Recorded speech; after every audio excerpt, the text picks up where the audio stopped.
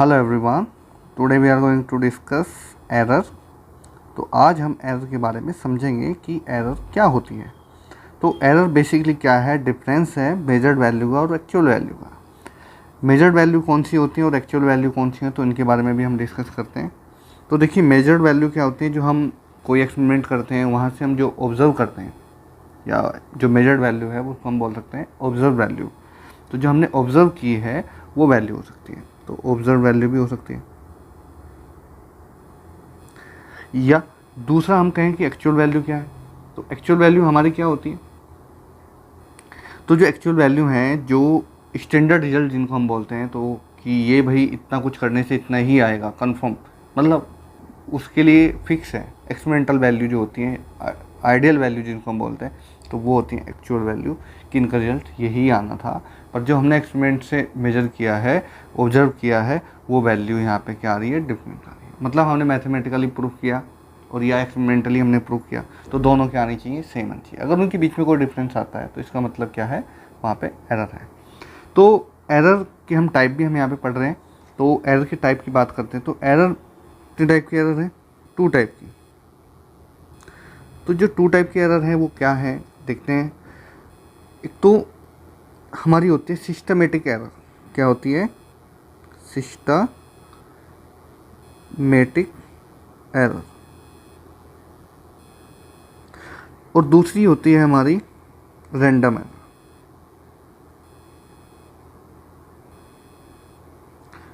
तो इनमें डिफरेंस क्या होता है, तो 1 बाय 1 करके हम बातें करते हैं इनकी। तो सबसे पहले हम सिस्टमेटिक एरर की बात करेंगे, ठीक है। तो सिस्टमेटिक एरर में क्या होगा, इसकी पहले डेफिनेशन लिखते हैं कि सिस्टमेटिक एरर क्या है।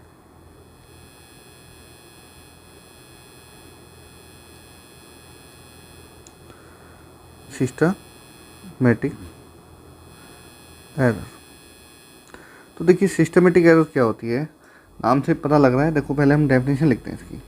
Systematic error, the error which is governed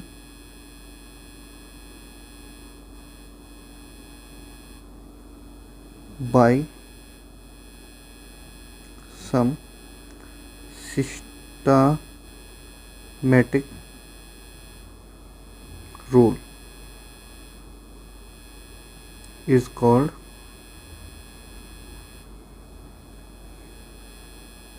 the systematic error। तो सिस्टमेटिक एरर क्या है, जो एक सम सिस्टम को फॉलो करती हो, मतलब जो एरर भी एक सिस्टम को फॉलो करती हो, जिसके कारण से वो एरर हमें मिलती है, या वो रूल फॉलो करती है कि जिसके कारण से वो एरर आ रही है। तो कहीं ना कहीं वो किसी न किसी टेक्निकल चीज़ की वजह से है। तो वो सिस्टम क्या है, तो जो हमारी सिस्टमेटिक एरर है वो भी 3 टाइप्स की हैं। तो कितने टाइप्स की हैं, 3 टाइप की हैं। 3 टाइप की होती हैं ये सिस्टमेटिक एरर। तो सबसे पहले हम बात करते हैं इंस्ट्रूमेंटल एरर की। ये इंस्ट्रूमेंटल एरर है, ये क्या है, देखो मैं इसकी डेफिनेशन नहीं लिखूंगा, नाम से पता लग रहा है इंस्ट्रूमेंटल एरर। तो इंस्ट्रूमेंटल एरर में क्या होगा कि जो इंस्ट्रूमेंट की वजह से एरर आ रही है, जो इंस्ट्रूमेंटल एरर है, come under the head of systematic error. मतलब कि कोई हमारे पास, अगर मैं एग्जांपल की बात करूं, कि हमारे पास क्या है, इंस्ट्रूमेंटल सेटअप है, इंस्ट्रूमेंट है जिससे हम ऑब्जर्व कर रहे हैं। अगर वो ही फॉल्टेड हो जाए तो जो हम उससे रीडिंग लेंगे तो वो कैसी आएगी, जाहिर सी बात है उसके अंदर क्या होगी, एरर होगी। तो वो एक्यूरेट रीडिंग नहीं देगा। एक्यूरेट रीडिंग नहीं देगा तो हम बोल देंगे कि उसमें एक इंस्ट्रूमेंटल एरर है, ठीक है। बाकी हमने मेजर सही किया था, सब कुछ सही था, बाकी वो क्या हुआ, रिजल्ट सही नहीं आया, मतलब कहीं ना कहीं उसमें एरर आई। तो एरर किसकी वजह से आई है, तो वो एरर आई है इंस्ट्रूमेंट की वजह से, तो इंस्ट्रूमेंटल एरर हो गई। अलग अलग टाइप की हो सकती है, रीडिंग स्केल में हो सकती है, कुछ और स्केल में हो सकती है। तो क्या होता है, उसकी डिफरेंट एरर होती है, पर वो आती किसकी वजह से है, इंस्ट्रूमेंट की वजह से आती है, तो इसलिए इसका नाम इंस्ट्रूमेंटल एरर कह दिया। तो उसके बाद में आती है सेकंड नंबर की जो एरर होती है वो होती है हमारी इम्परफेक्शन इन एक्सपेरिमेंटल टेक्निक। तो ये सेकंड टाइप की एरर है। तो इस एरर में क्या होता है कि जो कंडीशंस होती हैं, जैसे टेम्परेचर है, ह्यूमिडिटी है, विंड है, वेलोसिटी, तो इस टाइप से, तो इसमें क्या होता है कि जो वेदर से हमें एरर मिलती है, वेदर के कारण से जो एरर आती है, जो रीडिंग चेंज होती हैं, ऑब्जर्वेशन में जो चेंज आता है और एक्चुअल वैल्यू में जो एक्चुअल वैल्यू और जो ऑब्जर्व वैल्यू उसमें जो चेंज आता है, वो किसकी वजह से आता है? वेदर की वजह से आता है। तो वेदर में कौन आते हैं? जैसे टेम्परेचर हो गया, ह्यूमिडिटी, विंड एंड एक्सेट्रा। तो यहाँ पे क्या होता है कि जिससे जो रीडिंग है वो चेंज हो जाती है, जिसको हम बोल देते हैं imperfection in the experimental technique. ठीक है, इनकी वजह से यहाँ पे एरर आती है। तो थर्ड एरर इज, ये जो थर्ड एरर है इसको हम सी बोल देते हैं। जो थर्ड एरर है वो है हमारी पर्सनल एरर। जो हमारी पर्सनल एरर होती है उसमें क्या होगा, ये आती है पर्सनल, मतलब ये हमारी वजह से एरर आई है। तो जो एरर आती है कॉज ड्यू टू द अन या केयरलेसनेस ऑफ अ पर्सन, ये जो एरर आती है केयरलेसनेस ऑफ द पर्सन की वजह से आती है। जो हम उसको, जो वहाँ पे ऑब्जर्वर है और वो रीडिंग को ऑब्जर्व कर रहा है, अगर वो ही ऑब्जर्व सही से ना करे तो उसमें एरर आएगी। ठीक है, तो वो उसने सही से देखा नहीं और वहाँ पे एरर आ गई, तो उसको बोल देते हैं हम personal error. It's cause by the carelessness of the person. जो एरर यहाँ पे आई है वो किसकी वजह से आई है? Carelessness of the person. तो ये कौन कौन किस टाइप से हो सकती हैं? जैसे improper sitting of the apparatus. तो एपरेटस कैसे रखा और हम वहाँ पे सिटिंग कैसे कर रहे हैं, तो सिटिंग की वजह से भी आ सकती है। या तो हम उसको जो रीडिंग हम देख रहे हैं तो रीडिंग सही से मेजर ना करें, मतलब हम उसको गलत तरीके से पढ़ लें, और या फिर जो प्रिकॉशंस बताई गई हैं उनको हम अवॉइड कर दें, तब भी एरर, मतलब उनका ध्यान ना दें। जो प्रिकॉशंस होती हैं एक्सपेरिमेंटल को करने के लिए उनको हम फॉलो ना करें, तो तब भी हमें एक एरर मिल जाएगी, तो जिसको बोला जाता है पर्सनल एरर। ठीक है, तो जो सेकंड एरर है हमारी, तो एरर हमने बताई थी, एक सिस्टमेटिक एरर है और एक रैंडम एरर है। तो अभी हम बात कर रहे थे सिस्टमेटिक एरर की, और अब हम बात करेंगे रैंडम एरर की। तो रैंडम एरर में क्या होता है, ये सेकंड टाइप की एरर है। टाइप की एरर होती है रैंडम एरर, जैसे हम पता लगी गया कि रैंडम एरर, तो इसकी मैं डेफिनेशन जरूर लिखूँगा क्योंकि यही काफ़ी इंपॉर्टेंट है। ध्यान से लिखते हैं, the errors which occur due to unknown reason. इसका हमें रीजन नहीं पता होता, तो अननोन रीजन्स हो सकते हैं, बहुत सारे भी हो सकते हैं, आर कॉल्ड रैंडम एरर। तो उनको बोलते हैं हम रैंडम एरर, या फिर ये भी कह लें एक्सीडेंटल एरर भी है। ठीक है, तो ये कैसी एरर है? एक्सीडेंटल एरर भी हैं और ये रैंडम एरर भी कही जाती हैं। तो एक्सीडेंटल एरर की बात कर रहे हो तब भी यही है, और अगर रैंडम एरर की बात कर रहे हैं तो तब भी यही है। इसमें कैसे होता है कि अननोन रीजन होता है इस एरर को आने के लिए, और इसको हम मिनिमाइज़ नहीं कर सकते। बाकी सबको हम मिनिमाइज कर सकते थे, सिस्टमेटिक एरर को मिनिमाइज कर सकते थे क्योंकि हमें उसको पहले से ही पता था कि सिस्टमेटिक एरर है। तो ये तो पर्सनल की केयरनेस की वजह से, तो वेदर की वजह से है, या तो फिर इंस्ट्रूमेंट की वजह से। तो जो भी है उनको करेक्ट कर दो और अपनी रीडिंग को सही कर लो, तो मतलब एक्यूरेसी बढ़ सकती थी। पर इस कंडीशन में क्या है कि रैंडम एरर है, तो ये तो यहाँ पे क्या है कि तीनों चीज़ें बिल्कुल एक्यूरेट हैं, वेदर भी सही है, पर्सनल एरर भी नहीं है और इंस्ट्रूमेंटल एरर भी नहीं, मतलब सब जो तीनों चीज़ें वो परफेक्ट हैं। फिर भी एरर आ गई, तो इस एरर को हम निकाल नहीं सकते, इसको एलिमिनेट नहीं कर सकते, क्योंकि हमें एरर के बारे में पता ही नहीं है कि किसकी वजह से एरर आई है। पर हम इसको मिनिमाइज़ कर सकते हैं। जो एरर हमारी पहले ज़्यादा आई थी तो अब उसको हम मिनिमाइज़ कर सकते हैं। पर कैसे मिनिमाइज़ कर सकते हैं? तो एरर को मिनिमाइज़ करने के लिए हमें नंबर ऑफ़ ऑब्जर्वेशन ज़्यादा लेनी पड़ेंगी। जो नंबर ऑफ़ ऑब्जर्वेशन है वो हमको थोड़ा ज़्यादा लेनी पड़ेंगी और फिर उनका अर्थमेटिक मीन लेना पड़ेगा। तो उससे क्या होगा कि जो एवरेज है वो कम हो जाएगी। तो सबसे पहले क्या निकालेंगे? एब्सोल्यूट एरर निकालते हैं। तो मिनिमाइज करने का तरीका क्या है? तो हाउ कैन, क्वेश्चन ये भी आ जाता है, how can minimize the random error. तो नंबर ऑफ एक्सपेरिमेंट क्या कर दो, ज़्यादा कर दो और उनका फिर अर्थमेटिक मीन ले लो। x1, x2, x3, x4 dot dot dot xn। तो ये मेरे नंबर ऑफ ऑब्जर्वेशन हैं और मैं लूँगा, और n इन्फिनिटी तक मैं जा रहा हूँ। तो मैं जब इसका अर्थमेटिक मीन लूँगा तो मुझे x1 plus x2 plus x3 plus उसके बाद x4 plus dot dot dot xn upon में कितना, n। इसको हम ऐसे भी लिख सकते हैं,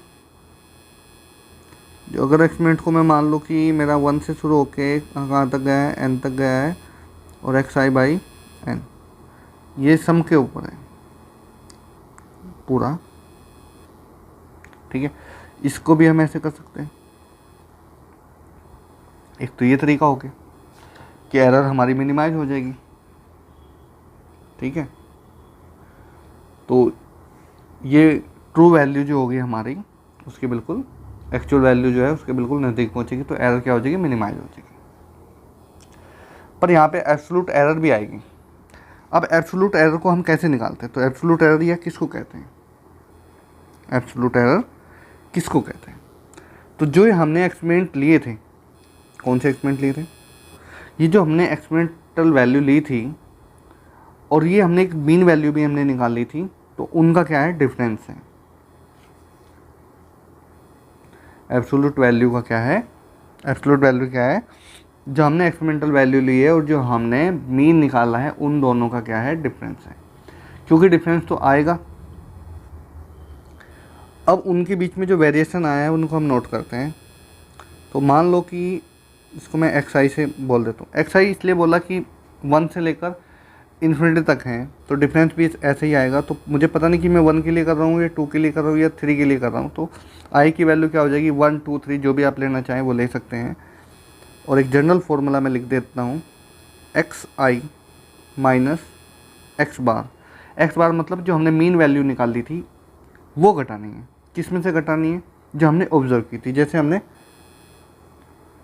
x1 लिया था, x2 लिया था, तो x1 माइनस एक्स बार की जो वैल्यू होगी, अगर उनको घटाएंगे तो मुझे यहाँ पे डेल्टा x1 मिलेगा, ठीक है। इस तरीके से मिलेगा।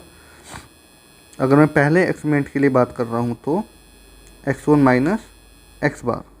अगर मैं दूसरे वाले एक्सपेरिमेंट के लिए बात कर रहा हूँ तो x2 माइनस एक्स बार। अगर तीसरे वाले के लिए बात कर रहा हूँ तो ऐसे सोन ऐसे जाते जाएंगे, ठीक है। तो ये हमारी एब्सोल्यूट एरर निकल जाएगी। पर मैं चाहता हूँ कि एब्सोल्यूट एरर निकलने के साथ टोटल एब्सोल्यूट एरर निकालूँ और उनका मैग्नीट्यूड भी लूँगा, क्योंकि मुझे पता है ना कि कोई मीन वैल्यू से कम भी वैल्यू आ सकती है, डेल्टा xi x1 x2 की, ठीक है। तो ये तो नेगेटिव भी आएंगी वैल्यू और पॉजिटिव भी आएंगी, तो मुझे तो उनका टोटल लेना है। तो मैं क्या कर रहा हूँ कि उसको मोड में रख के तब उनका मीन लूँगा, मतलब इनको मोड में, यानी कि एब्सोल्यूट वैल्यू का लेना है मोड, एब्सोल्यूट वैल्यू का लेना है मोड। तो मेरे यहाँ पे क्या हुआ, x मान लेते हैं और ये मोड है, तो मतलब यहाँ पे मीन ले रहे हैं तो मीन का साइन लगाया, और यहाँ पे डेल्टा जो मेरा मिलेगा x1 मिलेगा प्लस डेल्टा x2 का मोड प्लस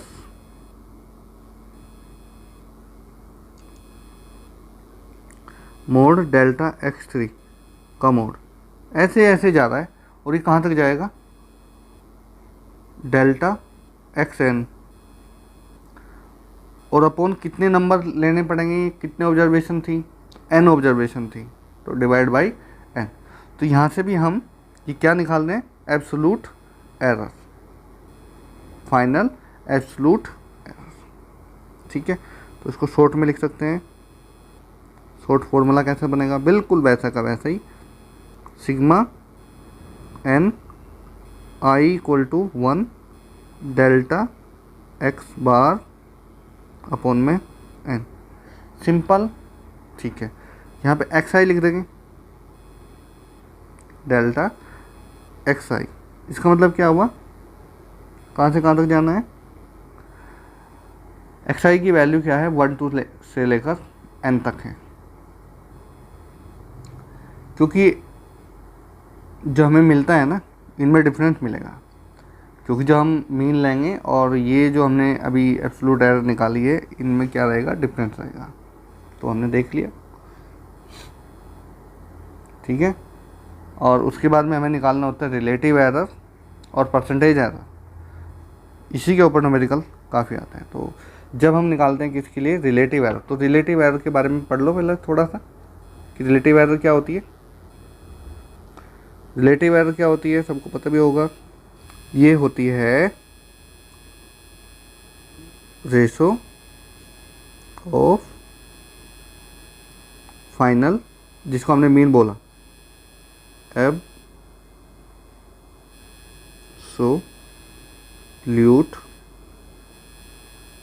एरर का और 2 ट्रू वैल्यू। ये ट्रू वैल्यू कौन सी है, जो हमने मीन निकाला, true value of the quantity. ठीक है, तो ये हमारी रिलेटिव एरर है। और फॉर्मूला रिलेटिव एरर देखो क्या होता है, जो एब्सोल्यूट एरर हमने निकाला, तो एब्सोल्यूट एरर आपने क्या निकाला है, डेल्टा एक्स निकाला है, तो इसको डेल्टा एक्स आर कह देंगे इक्वल टू डेल्टा, ये भी डेल होता है, ये डेल्टा बोल दिया हमने, इस छोटा होता है ये बड़ा, तो एक्स बार बाई एक्स बार। नीचे क्या है, मीन वैल्यू ऑफ या ट्रू वैल्यू, और ऊपर क्या है, ऊपर क्या है, एब्सोल्यूट एरर है। तो अगर हमें परसेंटेज निकालनी है, देखो यहाँ पे क्या हुआ, कितने में से कितना आया, ये तो आ गया हमारा, कितने में से कितना आया, इतने में से इतनी एरर हमने निकाली। तो अगर मैं इसकी परसेंटेज एरर निकालता हूँ,